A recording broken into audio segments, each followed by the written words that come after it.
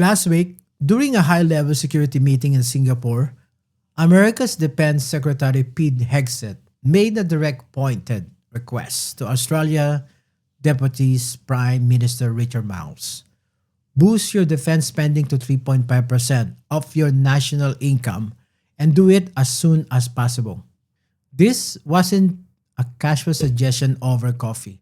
It was a formal demand delivered at the prestigious Shangri-La Dialogue, Asia's premier security summit, with the backdrop of growing tension with China and concern that Beijing might have moved on Taiwan by 2027. The message was clear. America wants its allies to step up their military spending significantly, and Australia is firmly in the crosshairs. To understand why this matters, let's talk about numbers. Australia is currently spending just over 2% of its gross domestic product on defense. That's about 50 billion annually. The government plans to increase this to 2.3% by 2033, which will mean roughly 100 billion per year by then, effectively doubling the defense budget. But 3.5% of GDP? That's a massive jump. We're talking about finding an additional 30 to 40 billion every year. Money that could otherwise go to hospitals, schools, infrastructures, or tax cuts. To put it in perspective, that's enough to build several major hospitals or fund thousands of teachers and nurses. The American logic is straightforward. They spend about 3.5% of their GDP on defense. So why shouldn't their allies do the same? It's a burden sharing argument that Donald Trump's administration has been making to NATO countries in Europe. And now, they're bringing that same pressure to the Asia Pacific region. Prime Minister Anthony Albanese's response was diplomatically crafted but firm. Standing a drought affected South Australia, he said, Australia would determine its own defense spending based on what capability the country needs. His message was clear. We'll decide how much to spend, what to spend on. Thank you very much. This response reflects a delicate balancing act. Australia values its alliance with the United States. It's arguably our most important strategic relationship. But no government wants to be seen as taking orders from a foreign power, even a friendly one.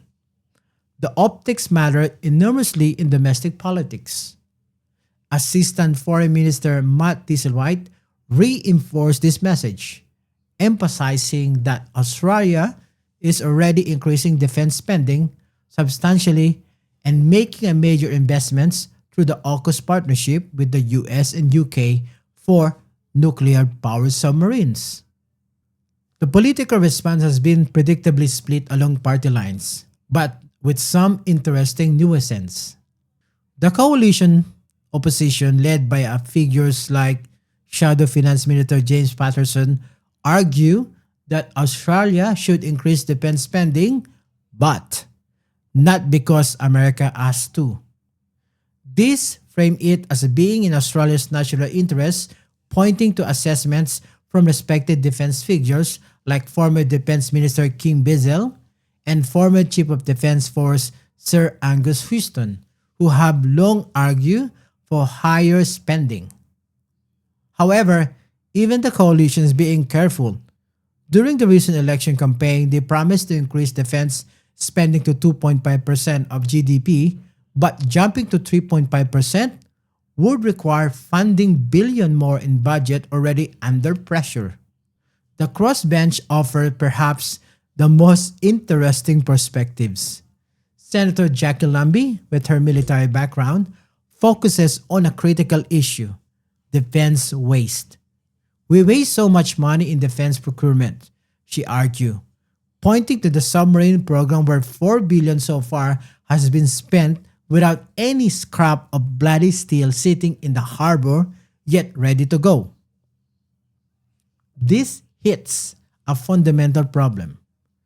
Australia has legendary record of defense procurement disasters, project that runs and late billions and over budget.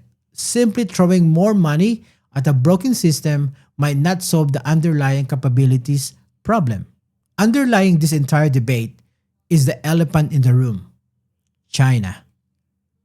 Hegseth demand comes with a stark warning that China is preparing to move on Taiwan by 2027, a timeline that has been circulating defense circles for some time. The experts take this threat seriously. Malcolm Davis from Australian Strategic Policy Institute argue that when you look at the China military preparation, their naval expansions, joint exercise that rehearses blockade of Taiwan, and Xi Jinping instruction to the People's Liberation Army to be ready by 2027, the threat is real and immediate. But here's where it gets complicated for Australia, as Jackie Lambie bluntly put it. If China did move on Taiwan and the US asks for help, there's not much help we can give. Australia's military is dealing with personnel shortage, aging equipment, and the aftermath of 20 years of Middle East deployments. Independent MP Dai Li raises an even more fundamental question. Should Australia be spending money on American war machines, or should we be investing in defending our own country while building a domestic capabilities and talents? The AUKUS submarine program adds another layer of complexity to this debate. This 368 billion commitment represents Australia's largest ever defense investment, but it's creating problems now while promising benefit decade in the future.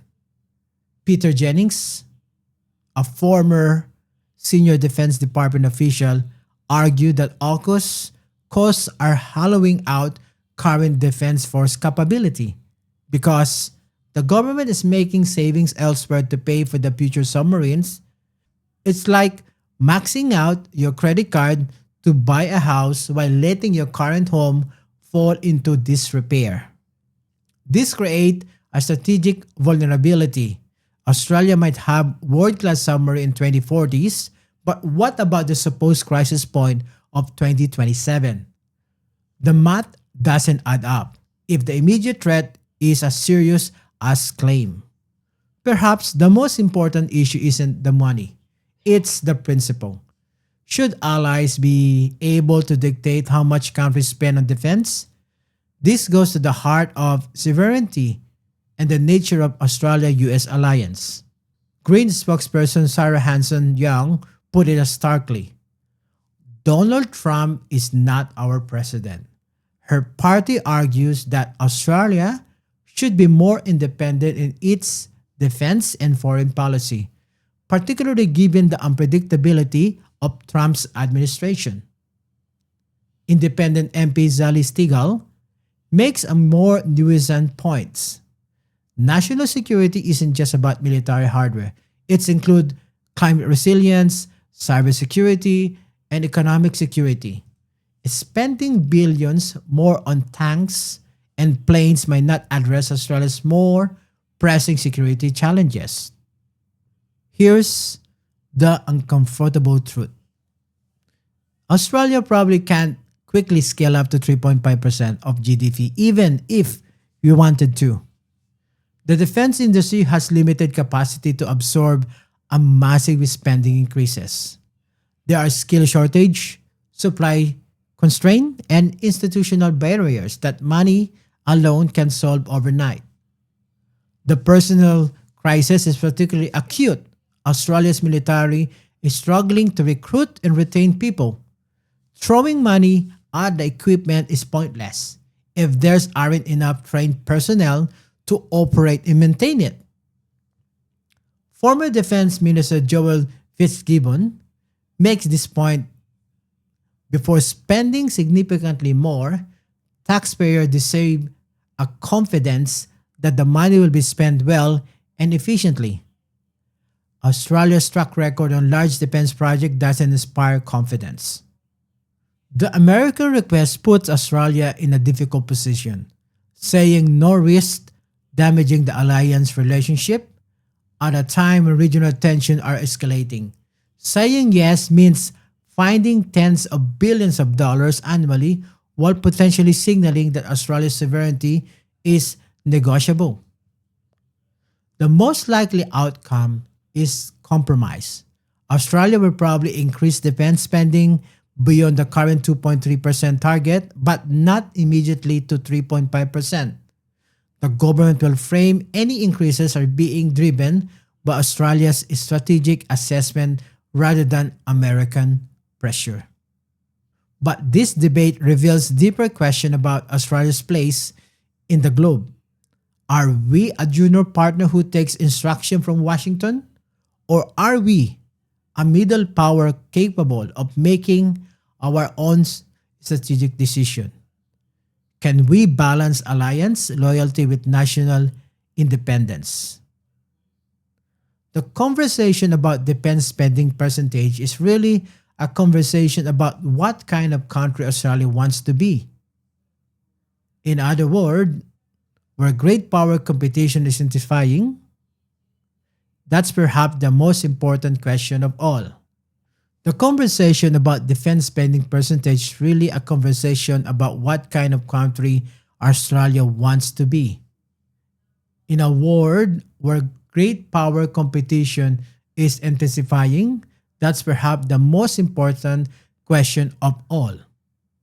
Australia Prime Minister Albanese noted while visiting drought affected farmers, Australia faced many competing priorities.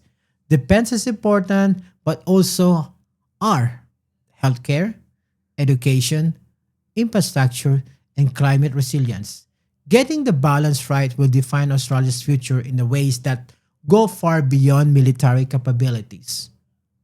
The Americans' request isn't just about money, it's power, sovereignty, and the price of alliance. How Australia respond will send a signal not just to Washington but to Beijing and to every other country watching how middle powers navigate this environment. This is Miko Santos, and this is Inside OSPO.